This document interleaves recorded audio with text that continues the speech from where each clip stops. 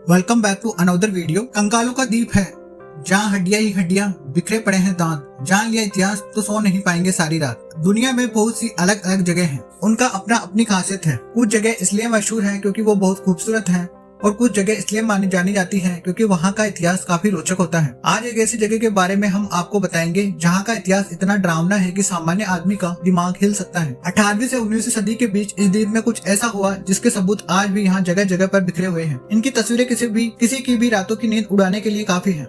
जिस तरह पत्थर बिखरे रहते हैं वैसे यहाँ इंसानों की हड्डियां और दांत बिखरे हैं।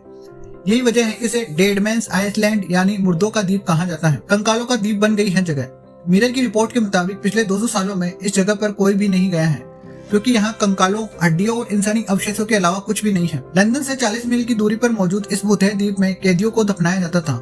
यहाँ पर 200 सालों तक कैदियों के जहाज आते थे और उन्हें यही मरने के लिए छोड़ दिया जाता था। उनके शरीर धीरे धीरे खत्म हुए, जिनकी हड्डियां और दांत बिखरे मिलते हैं।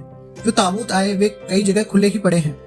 तस्वीरें सोने नहीं देगी। साल 2017 में बीबीसी ने स्पेशल परमिशन के तहत यहाँ एंट्री ली थी। इसकी प्रेजेंटेटर नताली ग्राहम ने इस द्वीप को देखते हुए कहा था कि ये बेहद अजीब है और उसे कल्पना भी नहीं थी कि धरती पर ऐसा नजारा भी दिख सकता है। अब वो ये तस्वीर भूल नहीं पाएंगी। वहीं उनके साथ ने ये कहा कि किसी हॉरर फिल्म से कम नहीं था जहाँ हड्डियां और ताबूत ही थे।